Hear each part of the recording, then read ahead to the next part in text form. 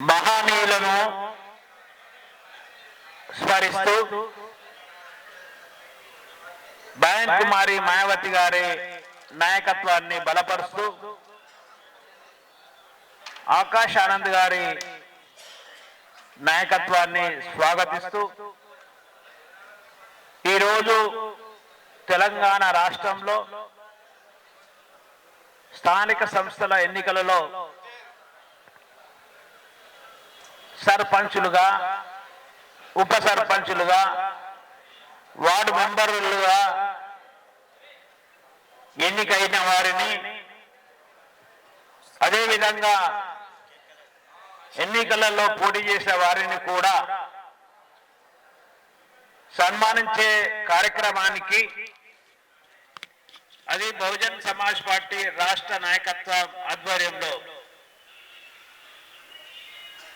అలాంటి సమావేశానికి ముఖ్య అతిథులుగా వచ్చేసినటువంటి గౌరవనీయులు పెద్దలు నేషనల్ కోఆర్డినేటర్ ఎక్స్ ఎమ్మెల్సీ గౌరవనీయులు అతార్ సింగ్ గారికి, మరొక నేషనల్ కోఆర్డినేటర్ గౌరవనీయులు సురేష్ ఆర్య గారికి, రెండు రాష్ట్రాల కోఆర్డినేటర్ గౌరవనీయులు పెద్దలు బాలన్న గారికి, స్టేట్ కోఆర్డినేటర్ గౌరవనీయులు డి దయానందరావు గారికి, మరొక కోఆర్డినేటర్ గౌరవనీయులు నిషాని రామచందర్ గారికి, మరొక కోఆర్డినేటర్ గౌరవనీయులు చంద్రశేఖర్ ముదిరాజు గారికి, గౌరవనీయులు స్టేట్ వైస్ ప్రెసిడెంట్ శ్రీరామకృష్ణ గారికి, స్టేట్ జనరల్ సెక్రటరీ సోదరులు ప్రభన్న గారికి, మరొక స్టేట్ జనరల్ సెక్రటరీ సోదరులు శ్రీకాంత్ గారికి, మరొక స్టేట్ సెక్రటరీ అన్నా లింగంపల్లి యాదగిరి గారికి, గౌరవనీయులు సోదరుమణి స్టేట్ సెక్రటరీ అనితారెడ్డి గారికి,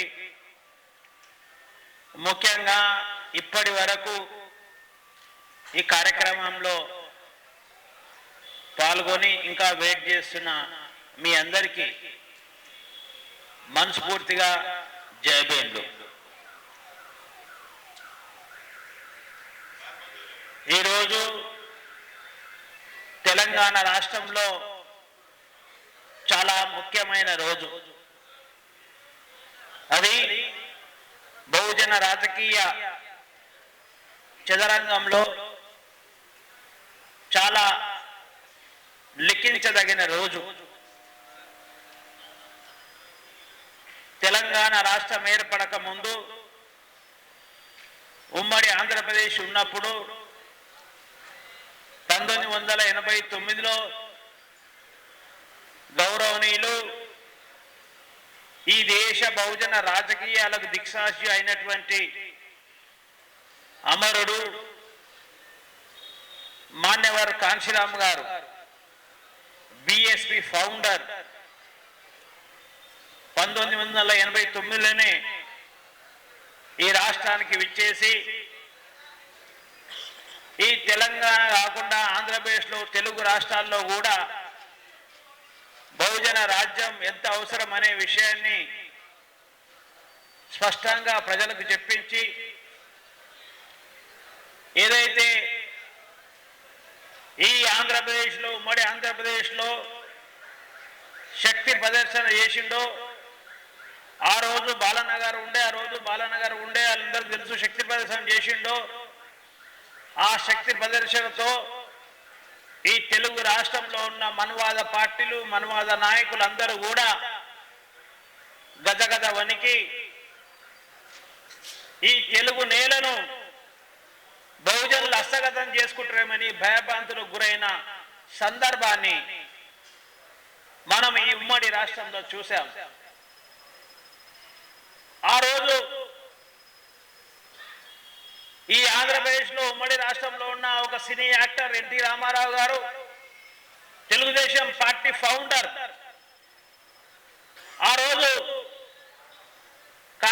ఈసారి శక్తి ప్రదర్శనకు భయపడి 65 సీట్లు ఇస్తామని దగ్గరకు వచ్చిన సందర్భంలో మన ఉమ్మడి రాష్ట్రంలో కొంతమంది నాయకుల తప్పిదం వల్ల, స్వార్థం వల్ల, చిన్న చిన్న డిస్టర్బెన్స్ వల్ల ఈరోజు మనం ఇంకా బహుజన ఉద్యమాన్ని ప్రారంభ దశల్లో చూడాల్సిన పరిస్థితి మనం ఉన్నామనే విషయాన్ని మీ దృష్టికి తీసుకొస్తున్నా. సోదరులారా, నాకు అర్థమైనంత వరకు ఏదైతే కాంశీరామ్ గారు ఈ తెలంగాణ నేలలో ఏదైతే బహుజన పునాదులు వేసిరో, పునాదులో గనక నిజంగా ఆ పునాదులను గనక నాయకులు గనక అంటే ఆ రోజు ఆయన భాష వల్ల కొంతమందికి సామాన్యులకు అర్థం కాక ఈ విజయం కొంతవరకు ఆగిపోయిందని నేను భావిస్తా ఉన్నాను. ఆయన భాష గనక అర్థమైంటే ఏదైతే హిందీ ల్యాండ్ లో ఉన్నట్టు మూమెంట్ కూడా ఈ తెలుగు నేలలో వచ్చేది. అట్లాంటి మూమెంట్ రాకపోవడానికి కొంచెం భాష ప్రాబ్లం ఉన్నప్పటికీ దాన్ని నేను గమనిస్తున్నా. ఎందుకంటే ఆ ప్రాబ్లం ఉందనే విషయాన్ని నాకు ఎందుకు అనిపిస్తుంది అంటే, గౌరవనీయులు అతార్ సింగ్ సార్ గారు చాలా విషయాలు లోతుగా అర్థం చేపించి చెప్పే విధాన్ని నేను గమనిస్తున్నా. కానీ మన వాళ్ళకు ఆ విషయాలు అర్థం కావట్లేదు. దయచేసి అందరు కామ్గా ఉండాలండి. ఇది చాలా దశాబ్దాలు తీసుకుపోవాల్సిన మూమెంట్ ఇది. మనము ఒక 3 గంటలు 4 గంటలు 5 గంటలకి అలసిపోతే మనము ఈ మూమెంట్ను ముందుకు తీసుకెళ్ళలేం మనం. కాబట్టి మీరు పొద్దు నుంచి పదాకా మీరు సమయాన్ని వెచ్చించారు కాబట్టి చివరిగా మనము ఏం చేద్దామనే అక్కడ మనం నిర్ణయం తీసుకోకపోతే ఏదైతే మన సోదరులు ఈరోజు తెలంగాణ రాష్ట్రంలో గ్రామాలలో కాంగ్రెస్ పార్టీకి టిఆర్ఎస్ పార్టీకి గ్రామంలో యుద్ధం జరిగేది, కాంగ్రెస్ పార్టీకి బీజేపీ పార్టీకి యుద్ధం జరిగేది, బీజేపీ పార్టీకి కాంగ్రెస్ పార్టీకి యుద్ధం జరిగేది. ఈ 3 పార్టీల మధ్యలోనే గ్రామాలలో యుద్ధం జరిగేది. మొదటిసారి తెలంగాణ రాష్ట్రంలో కాంగ్రెస్ బీజేపీ టిఆర్ఎస్ లతో పాటు బహుజన్ సమాజ్ పార్టీతో కూడా యుద్ధం జరిగిందనే విషయాన్ని నేను స్పష్టం చేస్తున్నా. అంటే యుద్ధం అనేది మన ప్రజలకు అలవాటు చేసుకునే విషయం కూడా స్పష్టం చేస్తున్నా. చాలా రోజుల నుంచి నేను గమనిస్తున్నా. నేను 2001లో సర్పంచ్ అయినా ఇండిపెండెంట్ గా, తర్వాత ఎంఆర్పిఎస్ లో పనిచేసిన తర్వాత కౌన్సిలర్ అయినా, బిఎస్పీలో జాయిన్ అయినా, తర్వాత కార్పొరేటర్ అయినా, నేను మళ్ళీ డిప్యూటీ మేయర్ అయినా. అప్పటి నుండి కూడా చాలా రోజుల నుంచి తెలుగు నేలలో ఆంధ్రప్రదేశ్లో కానీ తెలంగాణలో కానీ బహుజన రాజ్యం రావడం పెద్ద సమస్య కాదు. కానీ డబ్బులు లేకపోవడమే మనకు సమస్య అనేది చాలా మంది ప్రజలు, ముఖ్యంగా మహానుల పోరాటాన్ని గురించి మాట్లాడుతున్న పూలే, అంబేద్కర్, సావుమారదు, పెరియార్, నారాయణ గురు, బాబాసాహెబ్ అంబేద్కర్, మానవర్ కాంశీరామ్ గారి గురించి వాళ్ళు మాట్లాడేటోళ్ళు అందరూ కూడా నిజంగా మన దగ్గర డబ్బులుంటే గనక మనం ఈ తెలంగాణలో రాజ్యాధికారం సాధించవచ్చని చాలా మంది మాట్లాడుతున్న సందర్భాలు మీరు వింటున్నారు, మేము వింటున్నాం.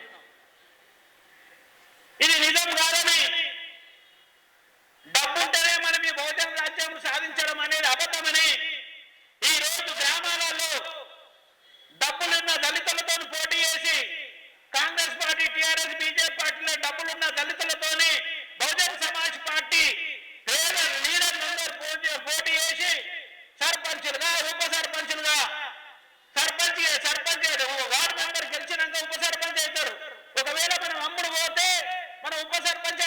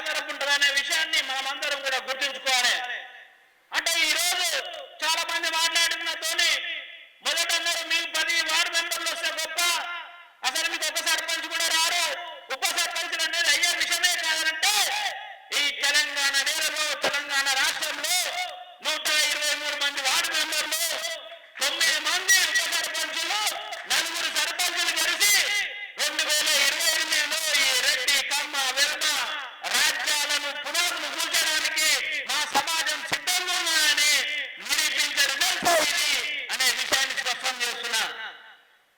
ఏ ప్రయాణమైన 100 అడుగుల ప్రయాణం కూడా ఒక అడుగుతోనే ప్రయాణం అవుతుంది. 100 అడుగుల ప్రయాణం కూడా ఒక అడుగుతోనే ప్రయాణం అవుతుంది. 100 కిలోమీటర్లు ఒక అడుగుతోనే మొదలెడతాం. కాబట్టి ఈ తెలంగాణ రాష్ట్రంలో ఉన్న కాంగ్రెస్, టీఆర్ఎస్, బీజేపీ పార్టీని కూల్చే ప్రయాణం బహుజనులది ఈ వార్డు మెంబర్లతో ప్రారంభమైందనే విషయాన్ని కూడా నేను స్పష్టం చేస్తున్నా. సోదరులారా, ఒక ఫ్యాక్టరీ ఉంటుంది. ఒక ఫ్యాక్టరీని ముందు ఒక ఇన్స్ట్రుమెంట్ తయారు చేయడానికి చాలా కష్టమవుతుంది. ఒక ఫ్యాక్టరీ ఒక ఇన్స్ట్రుమెంట్ దాని సింబల్ దాని ఉంటుంది మోనోగ్రామ్, అది తయారు చేయడం చాలా కష్టమవుతుంది. ఒకటి కనుక తయారయ్యే సక్సెస్ అయితే మన శక్తి, మన ఓపిక, మన ఇన్వెస్ట్మెంట్ ప్రకారం ఎన్ని అయినా మనం క్రియేట్ చేయొచ్చు, ఎన్ని అయినా మనం తయారు చేయొచ్చు. అంటే ఈరోజు గ్రామాలలో కాంగ్రెస్ పార్టీని కాదని, టిఆర్ఎస్ పార్టీని కాదని, బీజేపీ పార్టీని కాదని, బహుజన్ సమాజ్ పార్టీని, బాబాసాహెబ్ అంబేద్కర్ కు గ్రామాలలో మా వార్డు మెంబర్లు, ఉప సర్పంచులు, సర్పంచులు నేర్చుకున్నారు. కాబట్టి వీళ్ళను ఎక్కువ గ్రామాలకు పరిమితం చేసి, ఎక్కువ మండలాలకు పరిమితం చేసి, జిల్లా వ్యాప్తంగా తీసుకెళ్లి ఆఖరికి ఈ తెలంగాణలో ఉన్న ఎమ్మెల్యేలు, ఎంపీలను వాళ్ళ పునాదులు కదిలించి ఖచ్చితంగా రాబోయే రోజుల్లో తెలంగాణలో బహుజన రాజ్యం సాధించడానికి ఈ అనుభవం ఉపయోగపడుతుందనే విషయాన్ని నేను స్పష్టం చేస్తున్నా. నిజంగా ఈ రోజు ఏదైతే వార్డు మెంబర్లు 123 మంది గెలిచారో, 9 మంది ఉప సర్పంచ్ గెలిచారో, 4 సర్పంచులు గెలిచారో, వాళ్ళు నిజంగా ఈ వేదిక నుంచి రాష్ట్ర అధ్యక్షులుగా మనసు పూర్తిగా శిరస్సు వంచి మీకు నేను శుభాకాంక్షలు, ధన్యవాదాలు తెలుపుతాను. ఎందుకంటే ఈ 2-4 కోట్ల మందికి మీరు రాజులు కాబోతారు. మీరు ఎందుకంటే మా గ్రామాలకు మీరు ఎట్లయితే రాజులైనా ఈ తెలంగాణకు మనం రాజులు కాబోతామని నిరూపించిన మీకు మనసు పూర్తిగా బహుజన్ సమాజ్ పార్టీ నుంచి ధన్యవాదాలు తెలుపుతా ఉన్నాం. సోదరులారా, మీరందరూ ఆలోచన చేయాల్సింది ఏంటంటే ఈరోజు మనము మరి చాలా రోజుల నుంచి ఈ మధ్యకాలంలో తెలంగాణ రాష్ట్రంలో మనం గమనిస్తున్నాం. సూర్యాపేటలో ఒక అబ్బాయిని పోలీస్ స్టేషన్ లో కొట్టి చంపేశారు. షాద్ నగర్ లో ఒక అబ్బాయిని లవ్ మ్యారేజ్ చేసుకుంటే 2 కాళ్లకు వైర్ పెట్టి సజీవ దానం చేశారు. రీసెంట్ గా ఒక అమ్మాయిని, 22 సంవత్సరాల అమ్మాయిని అత్యాచారం చేసి చంపేశారు. ఒక ఊర్లో మెదక్ జిల్లాలో ఒక PhD చదువుకున్న అబ్బాయిని డప్పు కొట్టకపోతే వెలివేసి ఇట్లా చెప్పుకుంటూ పోతే ఎన్నో సంఘటనలు. మరి ఇవన్నీ కూడా తగ్గాలంటే అంటే నాటి కారంచేడు నుంచి నేడు షాద్నగర్ వరకు, నాటి కారంచేడు నుంచి నేటి షాద్నగర్ వరకు ఇవన్నీ కూడా మనపైనే దాడులు జరుగుతూ ఉన్నాయి. మానవారు కాంశీరామ్ గారు ఒక మాట ఎప్పుడు చెప్తారు, ఆయన చెప్పేవాడు ఏమని, పాలకుల పైన దాడులు జరగవు, పాలితుల పైన దాడులు జరుగుతాయి. నేను ఇక్కడ ఉన్న వాళ్ళందరినీ ఒక మాట అడుగుతున్నా. ఈ వేదిక నుంచి తెలంగాణ రాష్ట్రంలో బహుజనులు అడుగుతున్నా, ఈ వేదిక నుంచి బీఎస్పీ పార్టీ వేదిక నుంచి తెలంగాణ రాష్ట్రంలో ఎన్నో సంవత్సరాల నుంచి రిజర్వేషన్లో గెలుస్తున్న ఎమ్మెల్యేలు, ఎంపీలను ఒక మాట అడుగుతున్నా. అయ్యా సోదరులారా, మీరు నిజంగానే కనుక బాబాసాహెబ్ అంబేద్కర్ మీకు అర్థమైతే, బాబాసాహెబ్ అంబేద్కర్ మీకు అర్థమైతే, నీ జాతిలో వచ్చిన బిడ్డల మీద అన్యాయం జరిగినప్పుడు, అత్యాచారం జరిగినప్పుడు బాబాసాహెబ్ అంబేద్కర్ రిజర్వేషన్ వల్ల గెలిచిన నువ్వు అసెంబ్లీలో నువ్వు ఎందుకు మాట్లాడతలేవు? అసెంబ్లీలో నువ్వు ఎందుకు ప్రశ్నిస్తలేవు? ఇది ఎంతవరకు కరెక్ట్ అని మనమందరం మాట్లాడుతున్నాం. అన్ని గ్రామాల్లో ఎస్సీ, ఎస్టీ, బీసీ, మైనారిటీ ప్రజలు మాట్లాడుతున్నారు. నేనేం మాట్లాడుతున్నా అంటే అదే Bahujan Samaj party state president నేనేం మాట్లాడుతున్నా అంటే, అయ్యా ఈ ఎస్సీ, ఎస్టీ ఎమ్మెల్యేలను, ఎంపీలను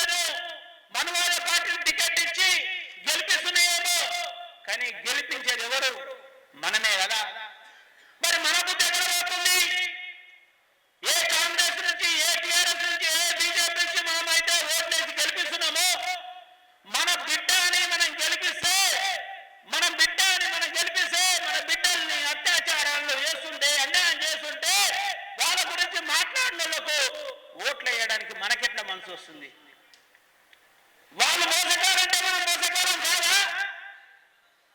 వాళ్ళు దొంగలు అంటే మనం ఏంటి మరి? ఒకసారి ఆలోచన చేయాలా? ఈ విషయం ఎందుకు జరుగుతుందంటే అర్థమైన నాయకులందరూ, అర్థమైన నాయకులని తెలంగాణలో అర్థమైన నాయకులందరూ కూడా ఎక్కువ మందిని కలవడం లేదు. మనం ఎక్కువ మంది ఒక వార్డు మెంబర్ గెలవాలంటే 15 రోజులు 20 రోజులు డే అండ్ నైట్ కష్టపడ్డారు. 15 రోజులు 20 రోజులు డే అండ్ నైట్ కష్టపడ్డారు. మనం 5 సంవత్సరాలు కనుక డే అండ్ నైట్ కష్టపడితే ఎమ్మెల్యే గెలవమా? ఎందుకు గెలవమండి? గెలవాలని కోరుకున్న వాళ్ళు పోరాటం చేయాల్సిన అవసరం ఉన్నది. కాబట్టి సోదరులారా, మనం అందరం కూడా ఈ రోజు వేదిక నుంచి ఒకటి తీసుకెళ్లాలి. ఏం తీసుకెళ్లాలంటే వార్డు మెంబరు సంపద ఎంపీటీసీ గెలిచిన మనము ఎమ్మెల్యేలు గెలవడం కష్టమేం కాదు. వార్డు మెంబర్ గెలవాలంటే 4 రోజులు పనిచేయాలి. వార్డు మెంబర్ గెలిచినావు, అదే 5 సంవత్సరాలు పనిచేస్తే నువ్వు ఎమ్మెల్యే కూడా గెలిచావనే